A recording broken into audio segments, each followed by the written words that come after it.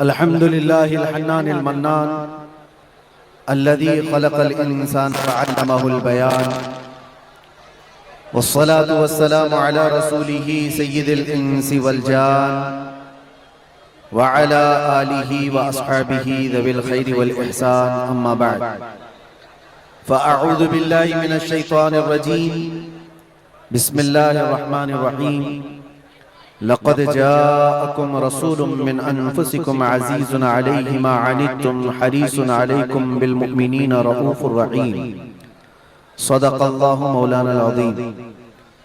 बारगाह रिसालत मुआब सल्लल्लाहु तआला अलैहि वसल्लम में एक बार दुरूद पाक का हदिया पेश करें। अल्लाहुम्मा सल्लि अला सय्यिदिना व मौलाना मुहम्मदिन मअदनिल जूदि वल करम व आलिहि व अस्हाबिहिल किराम व इब्निहिल करीम व बारिक व सल्लिम सलातन दाइमतन सरमदन अबदा। आई नई हुकूमत सिक्का नया चलेगा, आई नई हुकूमत सिक्का नया चलेगा, आलम में रंग बदला सुबह शबे विलादत, हश्र तक डालेंगे हम पैदाइशे मौला की धूम, मिस्ले फारस नजद के किले गिराते जाएंगे, खाक हो जाएं अदू जलकर मगर हम तो रजा, दम में जब तक दम है जिक्र उनका सुनाते जाएंगे। अजीज़ान गिरामी वक़ार, आप तमामी अहबाब को सबसे पहले मैं इस अजीम साअत की मुबारकबादी पेश करता हूँ जो अल्लाह तबारक व तआला ने हमारी जिंदगियों में अता फरमाया है। ये कितना अजीम इत्तेफाक है, बल्कि कितनी अजीम सआदत है कि हम अपनी जिंदगियों में 1500 साला जश्न ईद मिलादुन नबी मनाने जा रहे हैं। अल्हम्दुलिल्लाह, ये रसूल करीम सल्लल्लाहु तआला अलैहि वसल्लम की विलादत बासआदत का 1500 सालाना जश्न ईद मिलाद हम सुन्नियों की किस्मत में मनाने आ गया है। एक बात आपको बताता चलूं कि हुजूर पाक सल्लल्लाहु तआला अलैहि वसल्लम की विलादत की खुशी मनाना ये अल्लाह तबारक व तआला ने किस्मत वालों को अता फरमाया है। जिसकी किस्मत अच्छी है वो हुजूर पाक के जिक्र से खुश भी होता है, फलता भी है और फूलता भी है, और जिसकी किस्मत फूटी है वो जलता भी है, जलाता भी रहता है। हमें आज उससे गरज नहीं। आप शरीयत के हुदूद में रह करके हुजूर पाक सल्लल्लाहु अलैहि वसल्लम की आमद की जितनी खुशियां मनाएं वो कम है। जितना हुक्म हमें दिया गया है उन सारी खुशियों के साथ आप लोग मियां साल भर में एक बार थोड़ी ना मीलाद मनाने की खुशी है, और एक साल ही नहीं।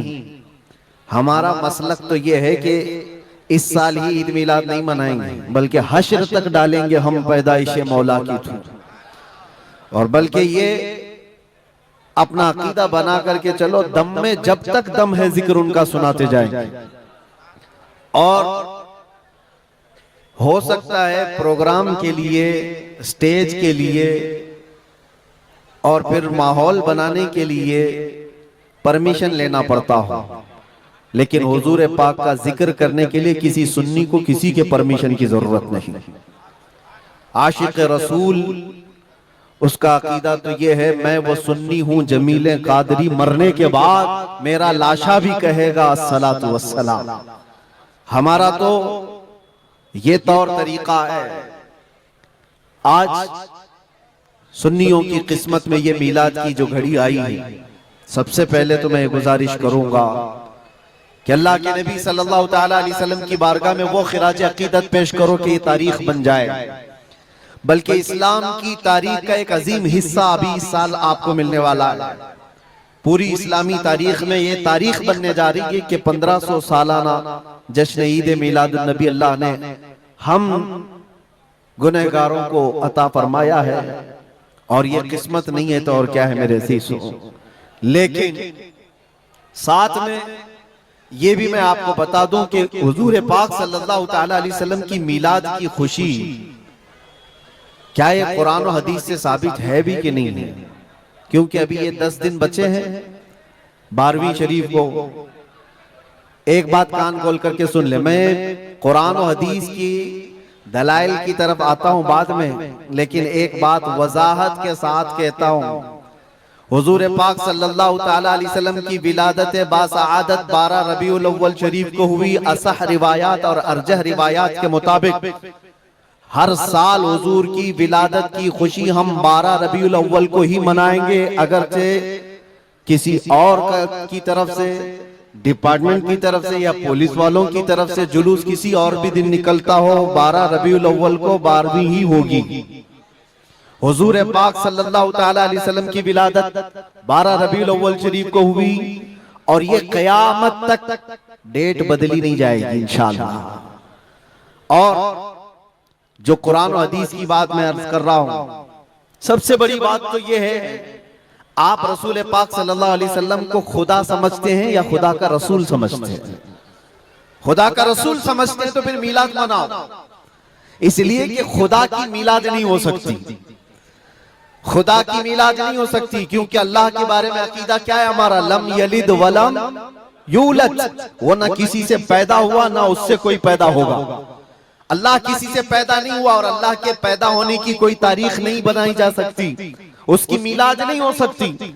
और रसूल पैदा हुए हैं 12 रबीउल अव्वल शरीफ को। आपकी माँ भी है और आपके बाप भी हैं और आपसे भी लोग, आपसे भी बच्चे पैदा हुए हुजूर पाक सल्लल्लाहु अलैहि वसल्लम से। तो हम पूरी दुनिया में हुजूर की मीलाद मना करके शिर्क को तोड़ने वाला अमल करते हैं, शिर्क को तोड़ने वाला अमल करते हैं। कोई हमारी तरफ जो शिर्क का फतवा देता है उसे कान खोलकर सुन लेना चाहिए। मीलाद मनाकर हम बताते हैं हम मोहम्मद अरबी सल्लल्लाहु अलैहि वसल्लम को खुदा नहीं समझते बल्कि खुदा का रसूल समझते हैं। अगर खुदा समझते या खुदा के बराबर समझते तो हुजूर की मीलाद कभी नहीं मनाते, क्योंकि अल्लाह की मीलाद नहीं मनाई जाती तो हम रसूल की भी मीलाद नहीं मनाते। दोनों को अगर बराबर समझते नहीं, हम सुन्नियों का अकीदा ये है, मैं मानता हूं अक्ल वालो मेरा मोहम्मद खुदा नहीं है, मगर दिलों में ये नक्श कर लो कि वो खुदा से जुदा नहीं है।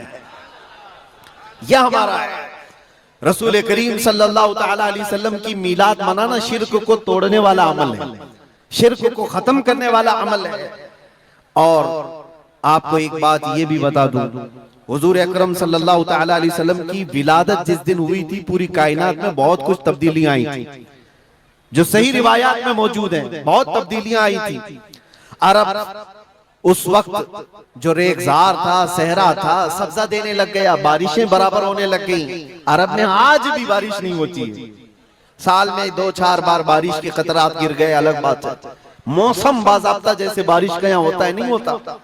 लेकिन जिस साल हुजूर पाक सल्लल्लाहु अलैहि वसल्लम की विलादत होने वाली, अरब में सब्जे उगने लग गए हैं या बारिश होने लग गई है।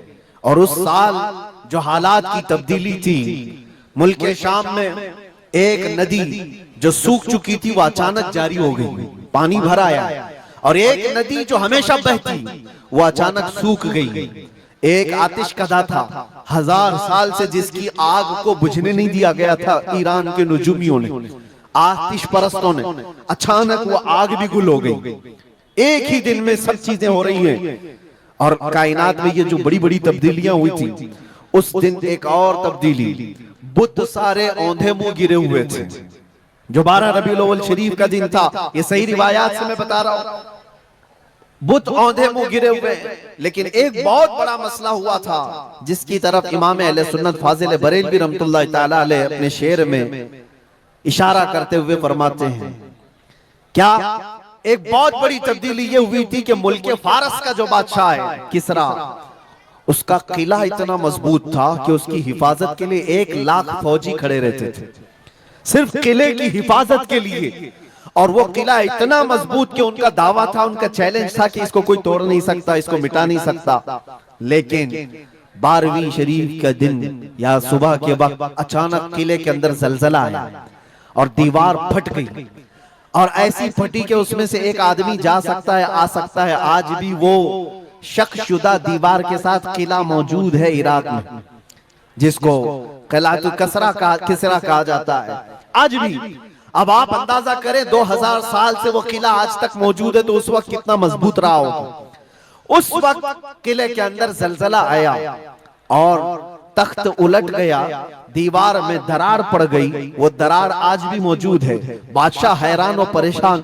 दूसरे दिन सारे नजूमियों को बुलाया गया और पूछा गया कि ये क्या माजरा है कि इतना मजबूत किला कैसे ये टूट गया, या इसकी दीवार में शगाफ कैसे आ गई है। तो सारे नजूमियों ने अपने इल्म के मुताबिक जो नतीजा निकाला, बादशाह से कहा दर हकीकत ये जलजला आम जलजला नहीं है, ये तेरी दीवार का टूट जाना ये आम सी बात नहीं है। हमारा इल्म ये बता रहा है कि इस रूए जमीन पर अल्लाह का कोई नबी पैदा हुआ है जो तेरी सल्तनत को खत्म करने वाला है। एक बच्चा अरब में ऐसा आया है, आई नई हुकूमत, सिक्का नया चलेगा, आलम में रंग बदला, सुबह शबे विलादत। उस दिन जो हुआ था उसको इमाम अहले सुन्नत क्यों फरमाते हैं, वो एक दिन की बात है ना। हुजूर की विलादत हुई, फारस के किले में क्या हुआ, जलजला आया। हुजूर की विलादत इधर मक्का में हुई और मुल्क फारस में जलजला आया और किले के अंदर दरार आई। अब सुनो, आला हजरत कहते हैं हश्र तक डालेंगे हम पैदाइश मौला की धूम, यानी कयामत तक हम रसूलुल्लाह की मिलाद का जिक्र धूमधाम से मनाएंगे। इसका असर क्या होगा, फारस में तो देखा था किले में जलजला आ गया था, हुजूर के पैदाइश के जिक्र से ही किला हिल गया था। अब हम जब जब जिक्र करेंगे मिसले फारस नजद के किले गिराते जाएंगे, मिसले फारस नजद के किले गिराते जाएंगे। आज जिन लोगों के किले गिरते हैं या हिलते हैं वो जिक्र मुस्तफा से ही गिरते हैं, लेकिन उसका हमें कुछ असर नहीं होना चाहिए। खाक हो जाएं अदू जलकर मगर हम तो रजा, दम में जब तक दम है जिक्र उनका सुनाते जाएंगे। अजीजा ने गिरामे वक़ार, मैं बहुत छोटे से वक्त के लिए आपके पास आया हूं, लेकिन एक अजीम मैसेज देकर के कि मिलाद मुस्तफा सल्लल्लाहु अलैहि वसल्लम के मौके पर सारे सुन्नियों को यह चाहिए कि सिर्फ झंडे लगाने और कुमकुमे लगाने और बड़े बड़े नारे लगाने से ही ईद मिलादुन नबी का आप एहतमाम नहीं कर रहे हो, बल्कि हर सुन्नी आशिक रसूल को चाहिए कि वो इस मौसम में नहीं बल्कि पूरी जिंदगी उसकी है, लेकिन इस मौसम में खास तौर पर अपने नबी पाक सल्लल्लाहु अलैहि वसल्लम की सीरत तो पढ़ ले, मेरे आका सल्लल्लाहु अलैहि वसल्लम की बायोग्राफी मालूम हो जाए, हुजूर पाक की जिंदगी को समझ जाएगा। तो मेरे अजीजों, ये हवाओं के झोंकों से उसका कभी कुछ बाल बेका नहीं हो सकता। जो नबी पाक सल्लल्लाहु अलैहि वसल्लम को पढ़ा हुआ है वो तूफानों और आंधियों में अपना मजहब नहीं बदल सकता, वो लोगों की लालच पर अपना दीन का सौदा नहीं कर सकता। ये वही लोग हैं जो दीन के सौदा करते हैं जिन्होंने अपने नबी को नहीं पढ़ा। हुजूर पाक सल्लल्लाहु अलैहि वसल्लम को जिन आंखों ने एक बार देखा है वो सहाबा की जिंदगी तो देख लें, उनको खोलते हुए तेल में भी डाल दिया गया, मगर दामन मुस्तफा से हाथ हटाना तो दूर की बात है, जुबान पर लफ्ज लाना भी उन्होंने कभी गवारा नहीं किया है। जानते हो, 3 भाई थे, ये कलयुगी में एक हिकायत लिखी हुई है, 3 सगे भाई थे, एक ईसाई बादशाह ने गिरफ्तार कर लिया, तीनों जवान थे, 20 से 30 साल के बीच में, और बादशाह ने कैद करके उनको सबसे पहले क्या कहा, तुम अपना दीन बदल लो, धर्म परिवर्तन कर लो, मोहम्मद अरबी सल्लल्लाहु अलैहि वसल्लम के जो कसीदे गाते हो छोड़ दो। लेकिन देखो, याद रखो, उसमें से जब बादशाह ने ये बात रखी तो उन्होंने कहा नहीं, हमारा दीन इतना सस्ता नहीं है कि हम तुम्हारी कैद में आते ही बदल डाले। उसने कहा अगर तुम बदल लोगे तो मैं तुम्हें अपने वजारत में, सिपाहियों में बड़े मनसब पर रखूंगा। नहीं माना, ठुकराया। बादशाह ने क्या कहा, इसकी सजा तुम्हें भुगतने के लिए तैयार रहनी होगी। तैयार। बहुत बड़े एक कढ़ाई में तेल को लाकर खोलते हुए तेल में उसमें से सबसे बड़े भाई को डालने का हुक्म दिया। बादशाह ने जैसे हुक्म दिया, जल्लाद आया और उन 3 भाइयों में से एक को उठाया और खोलते हुए तेल में डाल दिया। अंदाजा करो, मोमबत्ती पर अगर तुम्हारी उंगली भी लग जाए ना तो चमड़ी जल करके निकल आएगी, और पता नहीं कितने दिन तक इसकी जलन आपको होती रहे। लेकिन एक पकते हुए तेल में डाला जा रहा है, डाल दिया, जिस्म पूरा चरमरा गया। थोड़ी देर गुजरी, 2 भाई और मौजूद, दूसरे को बुलाया गया, देखा तुम्हारे भाई का हश्र क्या हुआ है, तुम अगर बादशाह की पेशकश को कबूल कर लो तो शायद तुम्हारी जान बच सकती है। दूसरे ने मुस्कुराया और कहा, वही शायद उनकी ही जुबान थी जो बरेली से यूं आती है, जिंदगी ये नहीं किसी की किसी के लिए, जिंदगी है नबी की नबी के लिए। मेरे बड़े भाई को जलाने के बाद अब तो तुमने और भी मुश्किल कर दिया है फैसला। मैं इस बात के लिए तैयार हूं कि इससे बड़े तेल में भी मुझे डाला जाए, लेकिन जुबान पर मेरे मुस्तफा के दामन को छोड़ने वाली बात कभी नहीं ला सकता। दूसरे भाई को भी उठाया गया और खोलते हुए तेल में डाल दिया। दो भाइयों की शहादत हो गई जगह पर ही। वो तेल में डालना जुबान पे अल्फाज हो सकता है, आसानी से हम बोल रहे हैं और आप आसानी से सुन रहे हैं। प्रैक्टिकल जिसके साथ होगा वो अंदाजा कर सकता है दर्द और कर्ब किसको कहते हैं, शिद्दत की तकालीफ किसको कहते हैं। मेरे अजीजों, तीसरा जो नौजवान था वो बहुत ही कम उम्र का था, 22 से 23 साल का होगा। बादशाह का जो वजीर वहां पर था उसने देख करके बादशाह से कहा, इस लड़के को मेरे हवाले कर दीजिए, मैं इसको बदल करके लाऊंगा, मेरा चैलेंज है। क्यों जान इसकी भी ले लेंगे, मैं इसको बदल करके लाऊंगा। इतने मजबूत लोग कैसे हो सकते हैं अरब के कि खोलते हुए तेल में इनके भाइयों को डाला गया तब भी ये बदल नहीं रहे। दो को मरते हुए, अरे यहाँ एक को डंडा पड़ते हुए देखकर सारे भाग जाएं और ये दो को जलते हुए देख करके भी टस से मस नहीं होते। कैसा अकीदा है, कैसा तसल्लुब है इनका। बादशाह ने कहा, किस बात पर तुम्हें यकीन है कि इसको तुम बदल लाओगे। उसने कहा, मुझे भरोसा है, आप मुझे दीजिए 1 महीने का टाइम, इसको बदल कर न लाऊं तो फिर मुझे आप जो सजा दे। बादशाह ने कहा, ठीक है ले जाओ। तीसरे को खोलते हुए तेल में डालने की बजाय बादशाह ने अपने वजीर के हवाले कर दिया। और दुनिया देखो मेरे अजीजों, याद रखो आशिकाने मुस्तफा से 2 इम्तिहान हर जमाने में होते रहेंगे, आज भी हो रहे हैं और होते रहेंगे। पहला इम्तिहान, मौत से डरा करके तुम्हारा दीन छीन लिया जाएगा। मौत से डरा करके ये हो जाएगा, वो हो जाएगा, तुम्हें ये कर दिया जाएगा, वो कर दिया जाएगा। मौत का डर, खौफ तुम्हारे कदमों में डगमगाहट लाने के लिए लाया जाता है। अगर मौत से नहीं डरता कोई आदमी तो उसके साथ दूसरा पेंतरा क्या खेला जाता है। ये दुनिया का दस्तूर है हमेशा से। जब देखती है दुनिया के ये मौत से डरता नहीं है तो फिर इसको औरत और दौलत की लालच से खरीदने की कोशिश की जाती है। ये 2 चीजें ऐसी हैं जो अच्छे अच्छों का सौदा कर जाती हैं। बहुतों ने अपना ईमान सिर्फ शबाब पर बेच दिया है, हुस्न शबाब को देख करके। औरतों के दिल दादा हुए या दौलत के दिल फरेब हो गए और उन्होंने अपना दीन का सौदा कर लिया है। नौजवानों याद रखो, तुम्हारी जिंदगी में अगर ये 2 इम्तिहानों में से कोई इम्तिहान आए तो अपने नबी पाक को याद कर लेना, हुजूर को याद कर लेना और अल्लाह के नबी सल्लल्लाहु अलैहि वसल्लम की बारगाह में ये इस्तिगासा कर लेना कि मेरे आका, बड़ा सख्त और कठिन वक्त आया है। दुनिया मौत से डरा करके कभी मेरा ईमान छीनने की कोशिश कर रही है, अगर उससे मैं नहीं डगमगाया तो दुनिया मुझे हुस्न शबाब की लालच दे करके अपनी तरफ लेना चाहती है। अब उस वजीर ने क्या किया, उस छोटे से नौजवान लड़के को अपने घर ले गया और उसकी बेटी थी जो निहायत हसीन और जमील, बहुत खूबसूरत लड़की उस वजीर की थी। अपनी बेटी को बुलाया और कहा, बेटी तेरे लिए एक काम देता हूँ, 1 महीना हमको मिला है, इस नौजवान को अपनी मोहब्बत में, अपने हुस्न जमाल में लेकर के आजा, बादशाह सलामत से जो इनाम चाहे तुझे ला करके दे दूंगा। अपनी लड़कियां आशिकाने मुस्तफा को खरीदने के लिए कल भी भेजे जाते थे, आज भी भेजी जा रही है। हो सकता है बहुत सारी जगहों पर जो हमारे लोग मुर्तद होते जा रहे हैं, वो जो बच्चियां आज अपने दीन और ईमान का सौदा करके भागती हैं किसी गैर के साथ और कहीं जा करके शादियां रचाती, वो ये समझती हैं कि ये कॉमन सी बात है। वो दीन बेचने वाले लोग हैं, उनका हिस्सा दीन इस्लाम में कुछ नहीं। कल कयामत के दिन देखना, तुमने अपने नफ्स की खातिर एक गैर मुस्लिम के साथ भाग करके निकाह किया, चाहे वो बेटी हो कि बेटा हो, अपने दीन से सौदा किया है और गद्दारी की है। कल कयामत के दिन मुंह तो अल्लाह को दिखाना है, हुजूर की शफाअत के बगैर तो कुछ होना नहीं है। देखना हश्र में जो हुजूर पाक सल्लल्लाहु तआला अलैहि वसल्लम के साथ तुम खड़े रहोगे कि हम खड़े रहेंगे, वो वक्त आने वाला है। उस नौजवान के साथ क्या हुआ, वजीर ने अपनी बेटी तो लगा दी। अल्लाह की पनाह मेरे अजीजों, हुजूर पाक का इश्क का एक कतरा भी जिसके दिल में आता है, ऐसी चीजें उसके पांव को नहीं डगमगाती, ना कभी उसका ईमान खरीद सकती हैं, ना उसके दीन का सौदा कर सकती हैं। वो लड़की रोजाना आती, रात के वक्त बैठ जाती और ये नौजवान जैसी महसूस करता, मेरे कमरे में अकेले तन्हा रहने के बावजूद वजीर की खूबसूरत हसीन जमील बेटी, जिसके निकाह के पैगाम बादशाहों के औलाद से आया करते थे, शहजादे निकाह का पैगाम भेजा करते, वो लड़की मेरे पास आकर बैठ जा रही है।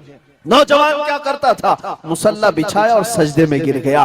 जब तक वो उठती नहीं थी ये सर उठाता नहीं था। ये रात भर के सजदे इसके इसी तरह रहते। वो ऊँगती रहती, देखती रहती, इंतजार करती रहती और थक करके वापस चली जाती। महीना गुजरने को आया था मेरे अजीजों, उस नौजवान ने आंख भरकर एक बार देखा भी नहीं। और वो थक हार करके महीना खत्म होने के बाद उस नौजवान को मुखातब करके कहती है, ऐ नौजवान एक बार मेरे हुस्न को देख तो ले।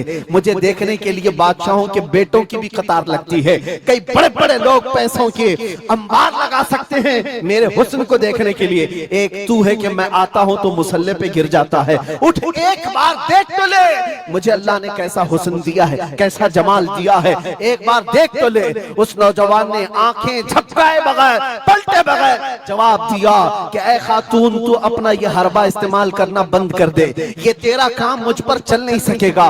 वजह यह है जिन आंखों में एक बार जमाले मुस्तफा बस चुका हो उसको दुनिया का हुस्न कभी धोखा नहीं दे सकता, दुनिया का जमाल उसे खरीद नहीं सकता। वो खातून उठ गई और जवान की इन बातों से उसके दिल पर ऐसा वलवला तारी हुआ। वो खातून कहती है, ऐ नौजवान खड़ा हो जा, मैं तुझे खरीदने नहीं आई, मैं तुझे अपनी दामे फरेब में फंसाने नहीं आई, उठ जा, अब मेरी एक अर्जी सुन ले। नौजवान उठा और पूछा क्या अर्जी है। कहती है कि मैं अब तेरी मोहब्बत में गिरफ्तार हूँ, मैं चाहती हूँ कि तू मेरे दीन में ना आ बल्कि तू अपने दीन में मुझे दाखिल कर ले। जिसके हुस्न ने तेरी आंखों को ऐसा बाकमाल बनाया है कि तन्हा होते हुए भी कभी तूने मेरे हुस्न को नहीं देखा। मैं चाहती हूँ कि उस हुस्न के पैकर जमाले मुस्तफा की मैं भी दिलदादा हो जाऊं। उस नौजवान को उठाया और कहा, मुझे पढ़ा दे ला इलाहा इल्लल्लाह मुहम्मदुर रसूलुल्लाह। हर जमाने में आशिकाने मुस्तफा जो होते हैं, हर जमाने में जो आशिकाने मुस्तफा होते हैं वो दूसरों की छाप अपने ऊपर लेते नहीं हैं बल्कि जहां जाते हैं अपनी छाप दूसरों पर छोड़ करके आते हैं। यही होती है जिंदगी आशिकाने मुस्तफा की। उस नौजवान ने उसे कलमे तैयबा पढ़ाया और उस खातून ने कहा चलो यहाँ से निकलो, कुफरिस्तान से निकल करके हम निकाह करते हैं और साथ जिंदगी गुजारेंगे। तवज्जो चाहता हूँ, तवज्जो चाहता हूँ, ये मेरी बात को खत्म होने दो। ऐ नौजवानों, आज तुम्हें कोई बहकाने वाला, खोलते हुए तेल में डालने वाला नहीं है, उसके बावजूद तुमने पता नहीं अपने कितने घंटे ये सारे सोशल मीडिया पर आई हुई ऐसी हसीना और जमीलाओं के पीछे अपनी रातें बर्बाद कर डाली। तुम्हें पता नहीं ये आंखें अल्लाह ताला ने तुम्हें किस लिए दिए हैं। दुआ ये करो कुछ ऐसा कर दे मेरे किरदिगार आंखों में, हमेशा नक्श रहे रूए यार आंखों में। उन्हें न देखा तो किस काम की है ये आंखें कि देखने की है सारी बहार आंखों में। अजीजा ने गिरामी, उस नौजवान ने उस खातून की बात सुन ली और कहा चलो मुझे इस जगह से, इस कैद से निकालो, हम ये शहर छोड़ देते हैं, ये मुल्क छोड़ देते हैं। उस खातून ने उस नौजवान को आजाद किया और साथ लेकर चल पड़ी, शहर भी छोड़ दिया, बाहर निकल पड़े। रात का वक्त है, अचानक वो आधा रास्ता तय किए कि पीछे से घोड़ों के दौड़ने की आवाज आई। तवज्जो चाहता हूँ, एक फौज आ रही है और हिनहिनाने वाले घोड़ों की आवाजें आने लगी। दोनों डर गए। नए लोग हैं, नौजवान लड़का है, नौजवान लड़की है और शहर से भागे हुए हैं, दीन इस्लाम कबूल करके निकले हुए हैं। बादशाह को हो सकता है खबर हो गई होगी, वजीर को पता चल गया होगा कि कैद से निकला हुआ ये फरार मुजरिम हमारा शहर छोड़कर जा रहा है। पूरी फौज आती हुई नजर आ रही थी। ये दोनों एक दरख्त के पीछे ओट पर छुप कर खड़े हो गए। पता नहीं अब इसके आगे क्या होने वाला है, हमें गिरफ्तार कर लिया जाएगा, हो सकता है हमारा भी अंजाम वही होगा जो हमारे दो भाइयों के साथ हुआ। लेकिन इत्तेफाक की बात है वो घोड़े करीब से करीब आते गए, वो फौज करीब आ गई और जब आ गई तो करीब आकर वो फौज रुक गई। इन्होंने देखा नहीं ये फौज कौन थी, ये लोग कौन थे। दरख्त के पीछे छुपे हुए हैं नौजवान और वो दुशीजा। अचानक आने वाली फौज में से एक गरजती हुई आवाज आती है, नाम लेकर के नौजवान का पुकारा जाता है, ऐ फलां बिन फलां बाहर आ जा, बाहर आ जा। बाहर ये नौजवान आता है तो देखता है बादशाह की फौज नहीं है, वजीर की फौज नहीं है, बल्कि वो दोनों शहीद भाई घोड़े पर सवार है और सारी फौज में रसूलुल्लाह के वो शहीद सहाबा तशरीफ लाए हुए हैं। नारे तकबीर, नारे रिसालत, नारे रिसालत। ये नौजवान घबरा गया और पूछा मैं अपने भाइयों को देख रहा हूँ, घोड़ों पर सवार हैं। चंद दिनों पहले बादशाह ने खोलते हुए तेल में इनको उड़ेल दिया था, इनके जिस्मों को जला दिया था। ये देख करके आप कपकपी जिस्म पर तारी है, भीगी आंखों से पूछने लगा, बड़े भाई आप लोगों को जला दिया गया था, तेल में खोलते हुए डाल दिया गया था, आप लोग यहाँ कैसे आए? दोनों भाइयों ने कहा, ऐ मारे नन्हे भाई, क्या तूने कुरान की आयत नहीं पढ़ी? वला तक़ूलू लिमन युक़तलु फी सबीलिल्लाहि अमवात, अल्लाह की राह में जो मारे जाएं उन्हें मुर्दा न कहो। नौजवान ने पूछा, तुम्हें दर्द कितना हुआ होगा जब जलाया गया था, खोलते हुए तेल में डाला गया था, कर्ब कैसा था, तकलीफ कैसी थी? सवज्जो चाहता है नौजवानों, इश्क़ मुस्तफा में बर्दाश्त किया हुआ दर्द कुछ नहीं होता है। उन नौजवानों ने कहा, दर्द कौन सा, कर्ब कौन सा, तकलीफ कौन सी? तूने हमें डालते हुए देखा है, खोलते हुए तेल में, जलती हुई चमड़ी देखा है, लेकिन हमें दर्द का एहसास नहीं हुआ, इसलिए कि जिस वक्त जल्लाद हमें तेल में डाल रहा था, सामने तो हमें जमाले मुस्तफा नजर आ रहा था। जहां मुस्तफा का हुस्न हो, फिर दर्द किस बात का, कर्ब किस बात का? इसीलिए तो सहाबा का ये नारा था, या रसूलुल्लाह, या रसूलुल्लाह, कुल्लु मुसीबतिन बादका जुललुन, ऐ अल्लाह के रसूल अगर आप हैं तो फिर हर मुसीबत हल्की है, हर मुसीबत छोटी है। ऐ नौजवानों, दुनिया ने खरीदने की कोशिश की है, लेकिन जो जमाले मुस्तफा का दिलदादा है वो दुनिया के हालात से न बिकता है न झुकता है।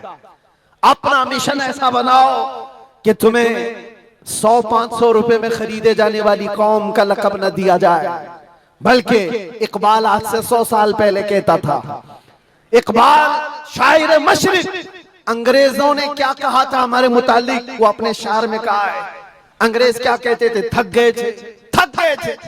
आपको क्या पता है हिंदुस्तान की इस आजादी में जितने आज बड़े बुलंद बांग दावे किए जाते हैं, पता है नौजवानों, तारीख याद रखो, 30,000 उलमाए अहले सुन्नत को इन्होंने दिल्ली से लेकर कश्मीर तक हर झाड़ी पर फांसी पे लटकाया हुआ था। 30,000 उलमाए अहले सुन्नत। काला पानी की सजा अंडमान निकोबार में किसको दी गई थी? अल्लामा फजले खैराबाद, इनायत अहमद काकोरवी, जिनकी पीठ की हड्डी तोड़ दी गई थी, खड़े नहीं हो सकते थे। 8-8 साल 10-10 साल तक झुकी हुई कमर के साथ इनको सजाएं दी गई। किफायत अली काफी कौन है, जिनको भरे बाजार में चौराहे पर लाकर अंग्रेजों ने फांसी पर चढ़ाया था। जालिमात तारीख भुला देते हैं, या तारीख के चेहरे पर आज मट्टी थोपने की कोशिश की जाती है, और हमारे नौजवान है कि याद नहीं रखते हमारी तारीख। या आशिकाने मुस्तफा थे, अंग्रेजों की नाक में अगर किसी ने दम किया था तो वो आशिकाने मुस्तफा की जमात थी, आशिकाने मुस्तफा की जमात थी। किफायत अली काफी को सूली पर चढ़ा रहे थे, लेकिन जानते हो उससे पहले किफायत अली काफी एक आलिम दीन, उस आलिम दीन को गिरफ्तार करने के लिए कितने कुत्ते आए थे? 3,000 अंग्रेजों की फौज ने मिलकर के एक आलिम दीन को गिरफ्तार किया था। हमेशा से यही तारीख रही है, हमेशा से। इसलिए कि पता है कि रसूलुल्लाह सल्लल्लाहु ताला अलैहि वसल्लम का शेर 1-2 के काबू में आ भी नहीं सकता, हमेशा घेर कर मारने की आदत कुत्तों की रही। करबला में भी तो यही हुआ, अकेले इमाम हुसैन के साथ सुबह से लेकर दोपहर तक लड़ते रहे, और आपको पता है एक हुसैनी जवान ने 200-200 यजीदियों को मार डाला है, एक ने।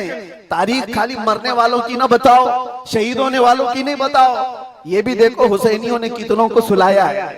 एक हुर बिन यजीद जो एक रात पहले इमाम हुसैन के पास आकर बैत किए थे, एक रात पहले, और उन्होंने दूसरे दिन जंग शुरू की थी तो 120 लोगों को मारा था। आप अंदाजा करो, एक रात का हुसैनी 120 को सुला सकता है, तो अंग्रेज अच्छी तरह जानते हैं जो पैदाइशी हुसैनियों की तरह को सुला सकता है। सब पता है। किफायत अली काफी को 7 दिन तक गिरफ्तार करके उनके जिस्म पर इस्त्री चलाते थे, गरम इस्त्री चलाते थे, और जब चमड़ी जलती थी तो उस पर नमक छिड़कते थे।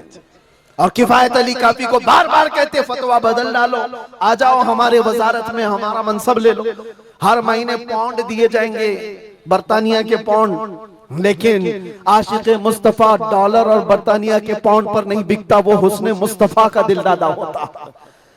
8वें दिन जब उनको फांसी पर चढ़ाया गया था, फांसी कोई आम चीज नहीं है मेरे अजीजों, जिसको सामने देख करके चच्चों की हालत खराब हो जाए, लेकिन किफायत अली काफी फांसी को देखकर कहने लगे थे, कोई गुल बाकी रहेगा न चमन रह जाएगा, पर रसूलुल्लाह का दीन हसन रह जाएगा। सब फना हो जाएंगे काफी वो, लेकिन हश्र तक नाम हजरत का जुबानों पर सुखन रह जाएगा, नाम हजरत का जुबानों पर चलन रह जाएगा। फांसी भी दे दी। ये सारे जो मामलात हुए आशिकाने मुस्तफा सल्लल्लाहु अलैहि वसल्लम हर जमाने में आजमाए गए। और मैं कह रहा था, क्या बात, इधर उधर न जाए बात, अंग्रेज मजबूर होकर ये कहने पर आ गए थे, ये फाकाकश मौत से डरता नहीं जरा, ये फाकाकश मौत से डरता नहीं जरा। आशिकाने मुस्तफा ने हर जमाने में लोगों की नाक में दम कर रखा है, तादाद में थोड़ी ही क्यों ना हो, तादाद में थोड़ी क्यों ना हो, लेकिन डर इनको सबसे लगता है। क्या आपने तारीख नहीं देखी? एक बात मैं बताऊं, बॉडी बनाने वाले, मुख्य आजमाई करने वाले, चाहे तुम्हारे पास जितनी भी ताकत हो, ये जिस्मानी ताकत अपनी जगह पर, हमने देखा है व्हील चेयर पर बैठ करके एक खादिम हुसैन लब्बैक या रसूल अल्लाह कहता था, यूरोप की धरती भी हिलने लगती थी। पता ही चलता है जिस्मानी ताकत का कोई असर नहीं होता, इश्क़े मुस्तफा जहां होता है वो असली ताकत कहलाई जाती है। नारे तकबीर, नारे रिसालत, आशिकाने मुस्तफा, सुभान अल्लाह, सुभान अल्लाह,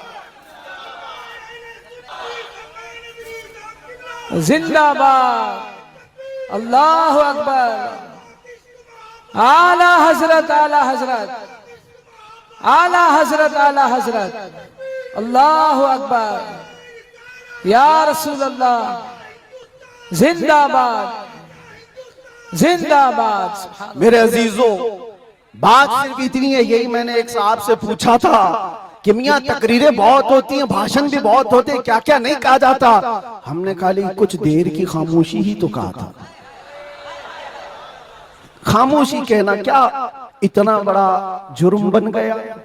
वो तो आप सबको भी पता है, कहां कहां से हमारे जुलूस निकाले गए, कहां कहां का क्या क्या देखा। बहरहाल मैं वो दास्तानें बताने नहीं आया हूं, लेकिन इतनी बात मुझे आज भी एहसास दिलाती है, ये अल्लाह का करोड़ा एहसान है। तुमने मुझे हथकड़ियां पहनाई है, घुमाया, जहां भी रखा, जिस तरह भी रखा। 8 महीने क्या 8 साल रखते या 80 साल अगर उम्र होती तो रखते, इससे फर्क नहीं पड़ता। डर तो ये था कि चोरी में नहीं ले गया, डकैती में नहीं ले गया, रेप में नहीं ले गया, मर्डर में नहीं ले गया।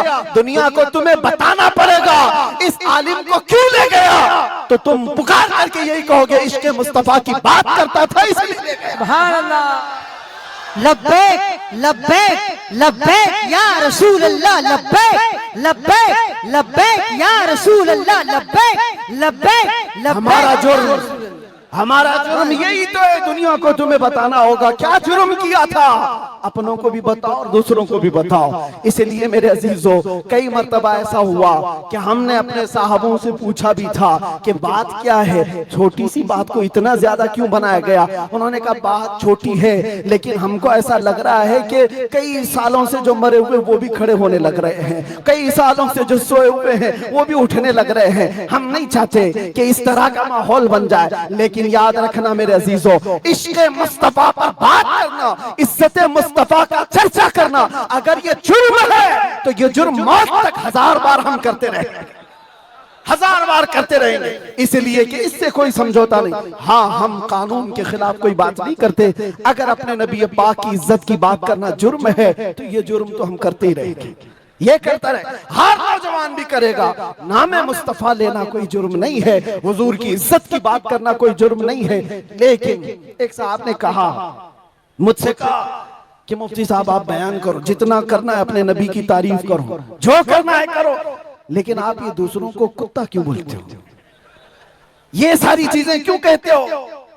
मैंने कहा अगर आपकी माँ को कोई बदकार कह दे, आपकी माँ को कहे कि बदकार है, तो आपको कैसा लगे। तो खड़े हो गए, कहा मेरी माँ को क्यों मिसाल में ला रहे हो, आप मेरी माँ के बारे में मिसाल क्यों दे रहे हो। मैंने कहा अभी तो मिसाल ही दिया, गाली नहीं दिया, खाली मिसाल, सपोज, एग्जाम्पल, इस पर आप इतना भड़क गए। याद रखो मेरे अजीजों, आप अपनी माँ से जितना मोहब्बत करते हैं, करोड़ों माँ से ज्यादा एक सुन्नी आशिक रसूल अपने नबी से मोहब्बत करता। हमारी जाने कुर्बान उस नबी पाक की जात पर। आप रुए माजना में मुस्तफास, आप क्या समझते हो दुनिया में जो इज्जत है वो हमारी टोपीदारी से है, हमारे जुब्बे कुब्बे और हमारे रंगो नस्ल से है। हमें इज्जत हमारे रंगो नस्ल और हमारे नाम और नमूद, हमारे इल्म और हमारे मनसब, हमारी पगड़ी और हमारे जुब्बे नहीं दिलाते। हमें जो इज्जत मिलती है वो किस बात पर? जब तक बिके न थे तो कोई पूछता न था, या रसूल अल्लाह तुमने खरीद कर हमें अनमोल कर दिया। ये नाज ये अंदाज हमारे नहीं होते, झोली में अगर टुकड़े तुम्हारे नहीं होते, जब तक के मदीने से इशारे नहीं होते, रोशन मेरी किस्मत के सितारे नहीं होते। बेदाम ही बिक जाए ये बाजार नबी में, इस शान के सौदे में खसारे नहीं होते।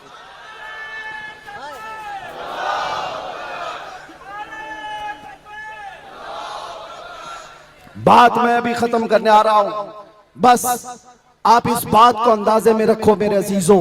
दुनिया में बहुत आंधियां हैं, बहुत तूफान, और लोग कहते हैं हालात सही नहीं है, हालात सही नहीं है, इसलिए ऐसे चलना चाहिए। हालात तो हुजूर जब ऐलान नबूवत किए थे उस वक्त से लेकर अब तक कभी सही हुए ही नहीं, कभी सही नहीं हुए। क्या बदर में हालात सही थे? उहद में हालात सही थे? खंदक में हालात सही थे? खैबर में हालात सही थे? फतेह मक्का में हालात सही थे? करबला में हालात सही थे? कभी नहीं हुए। तो ये क्या ताना दिया जाता है, ये क्या मसलहत और हिकमत की बात की जाती है? हालात बड़े पेचीदा हैं, हालात बड़े सख्त है मेरे अजीजों। ये क़यामत तक ऐसे हालात रहने वाले।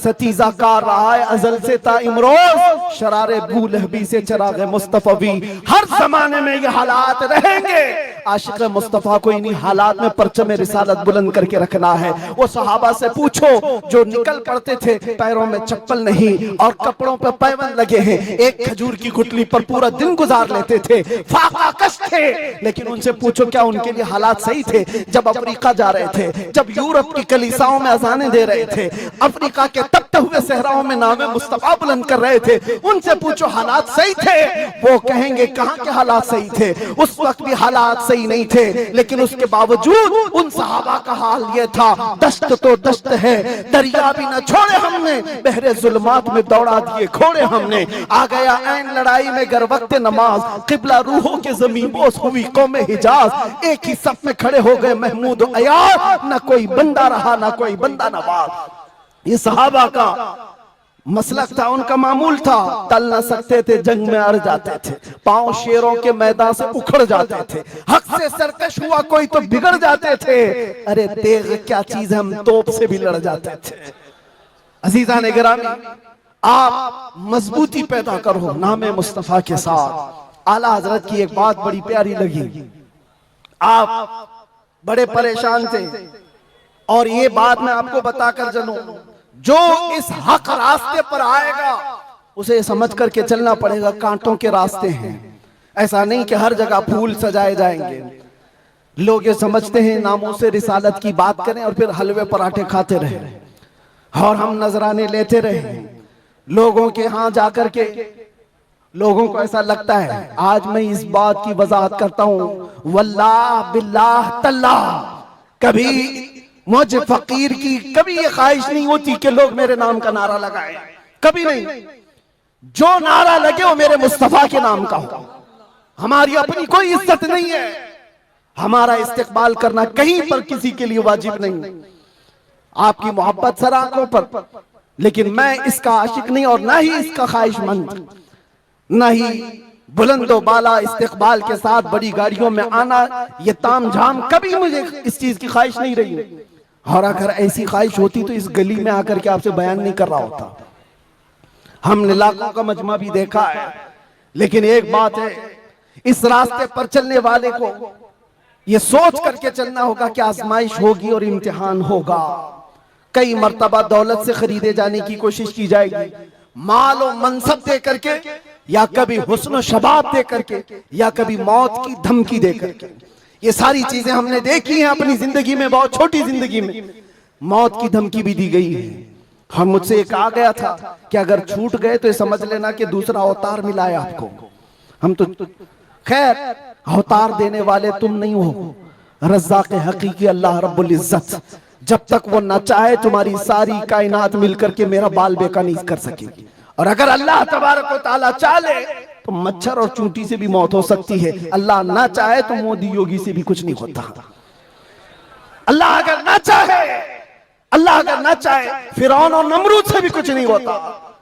और अगर अल्लाह चाह ले तो मच्छर से नमरूद भी मर सकता है और पानी से फिरौन भी हिलाक हो सकता है। हमारा अकीदा ये है, हमें उस बात का डर नहीं है। हमारी जिंदगी जब तक लिखी हुई है वो रहेगी और मौत आनी है तो आनी है। लेकिन इतना याद रखो मेरे अजीजों, क्या ही खूब है बिस्तर पर पांव रगड़ रगड़ करके मरने से बेहतर है कि नामे मुस्तफा बुलंद करके दुनिया से जाए। बुज़दिलों के साथ जाने से बेहतर है आशिकों की जमात में जाए। और आजमाइश तो होगी, इम्तिहान तो होगा।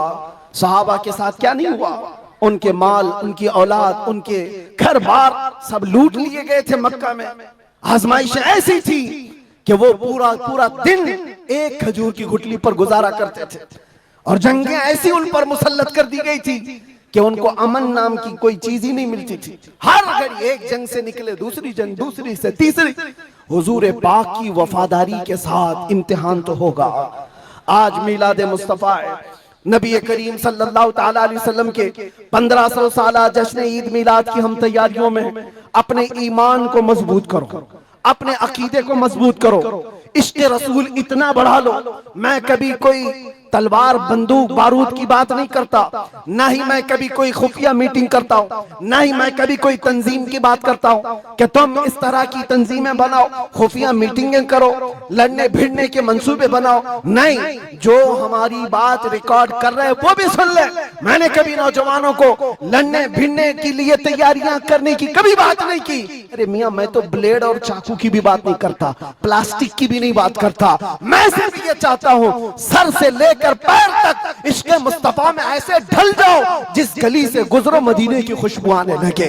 तुम्हारा चलना फिरना कई कीड़ों की मौत का सबब बन जाएगा। आपको किसी हमले की जरूरत नहीं, आपको किसी पर अटैक करने की जरूरत नहीं। अपने दिल के अंदर इश्क़ मुस्तफा ऐसा बिठाओ, ऐसा बिठाओ। हमने देखा है मेरे अजीजों, हमने तन्हाई में बैठ के भी दिन गुजारे हैं और कई ऐसों के बीच में भी बैठ के दिन गुजारे हैं। हमारी अपनी तारीफ के लिए नहीं कह रहा, जहां ऐसे क्रिमिनल लोगों के बीच बैठते थे जो 20-20 साल से क्राइम में मुब्तला हैं, छोटे मोटे नहीं, मर्डर भी, रेप भी, ड्रग्स भी, सब उनके बीच बैठ करके देखा है। जब हुजूर पाक की बात की जाती है तो उनकी आंखों में भी आंसू आते हुए देखा है और तौबा करते हुए भी देखा है, रमजान में तरावी पढ़ते हुए भी देखा है। मैंने ये महसूस किया है दुनिया का एक ही इलाज है, इस उम्मत का एक ही इलाज है, वो मेरी बात का आखिरी हिस्सा है। इस दुनिया का एक ही इलाज है कि मोहम्मद से वफा तूने तो हम तेरे हैं, ये जहां चीज है क्या लौह कलम तेरे हैं। लब्बैक या रसूल अल्लाह, या अल्लाह या रहमान या रहीम, दिल माराकुन मुस्तकीम बिहक़्क़ि इय्याका नअबुदु व इय्याका नस्तईन। मालिक व मौला परवरदिगारा करीमा कारसाज़ा, तेरी दी हुई तौफीक से हमने जो कुछ भी पढ़ा और जो कुछ भी बयान किया और सुना, सब पर हमें अमल की तौफीक अता फरमा। हमारे इस जलसे पाक को अपनी बारगाह में शरफ़ कबूलियत अता फरमा। ए रब्बे करीम, इस जलसे ईद मिलादुन नबी को हमारी नजात का जरिया बना दे, हमारी बख्शिश का सामान बना दे। ए अल्लाह, हम सब के गुनाहों का कफ़ारा बना दे। जितने बच्चे, बूढ़े, जवान, मर्द, ख़वातीन इस जलसे पाक में हाजिर है मौला, इस जलसे से निकलने से पहले सबकी बख्शिश का ऐलान फरमा दे। अल्लाह, नाम मुस्तफ़ा के लिए हाजिर आए हुए ही चेहरे हैं, इश्क़ मुस्तफ़ा की भीख मांगते मौला, हमारे दिलों से हुब्बे दुनिया को ख़त्म फरमा दे, हमारे दिलों पर दूसरों का रौब और खौफ ख़त्म फरमा दे। अल्लाह करीम, इस दिल को तेरे दरबार में पेश करते इसमें इश्क़ मुस्तफ़ा अता फरमा दे। अल्लाह, हमारा दिल धड़कता रहे तो तेरे नबी पाक के नाम से धड़कता रहे। हम सबको नामों से मुस्तफ़ा के सिपाहियों में शुमार फरमा। अल्लाह, इस पूरे इलाके को मरकज़ इश्क़ रसूल बना दे। अल्लाह, हमारी नस्लों में क़यामत तक आशिकाने मुस्तफ़ा पैदा फरमा।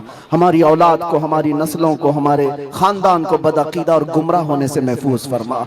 या रब्बल आलमीन, या अकरमल अकरमीन, जिस तरह इन्होंने इस जलसे को सजाया है, इनको और हम सबको हमारी कब्रों को सजाने की तौफ़ीक़ अता फरमा।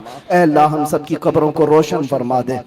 या रब्बल आलमीन, या अकरमल अकरमीन, हमारी माओं, बहनों, बच्चियों, बेटियों, बहुओं, बीवियों, सबको हमने तेरे हवाले कर दिया, उनकी इज्जतों की हिफाजत फरमा। ऐ अल्लाह, ऐ करीम खुदा, हम सब में जो बीमार हैं उन्हें शिफा अता कर दे, जो भी औलाद है उन्हें साहिब औलाद बना दे, और जो कर्ज में डूबे हुए उनके कर्जों में आसानियां अता कर दे। ऐ अल्लाह, जो बेरोजगार है उन्हें हलाल रोजियां अता फरमा, जो नाहक मुकद्दमे और जेलों में हो उनको आजाद फरमा दे।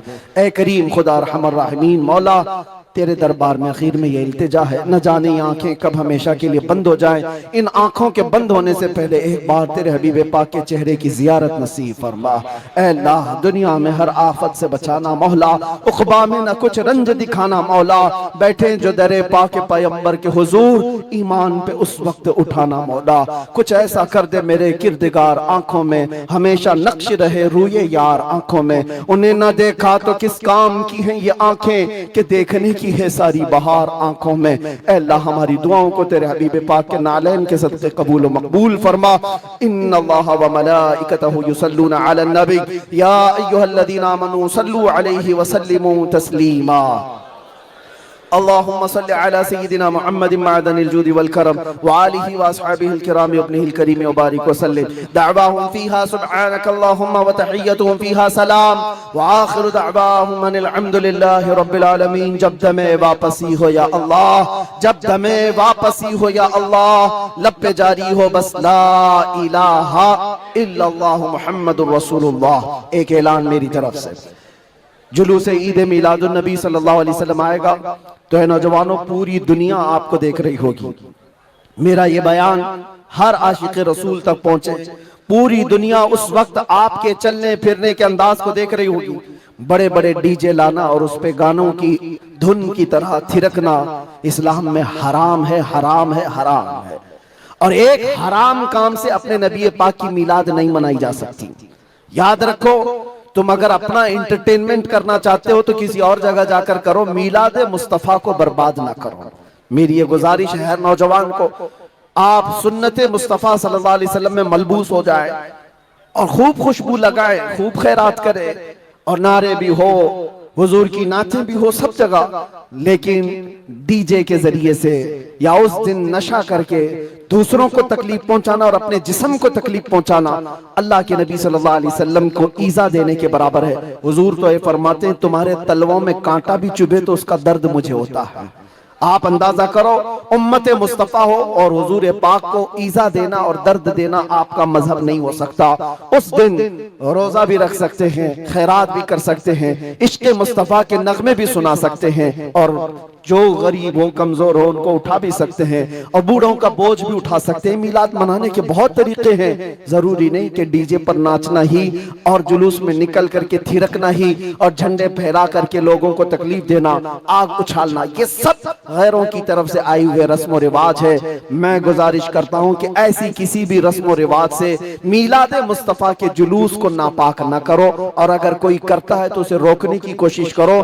तुम अपने बाप का इस तरह मना लेना या तुम्हारे बेटे का कर लेना, मगर मुस्तफा करीम के मिलाद को नापाक होने नहीं देना। इंशाअल्लाह जुलूस ईद मिलाद 1500 साल जो आ रहा है उसको इस तरह से मनाएंगे कि इश्क़ मुस्तफा की खुशबू हर गली कूचे में हम पहुंचाएंगे इंशाअल्लाह। लब्बैक या रसूल अल्लाह, लब्बैक या रसूल अल्लाह, लब्बैक या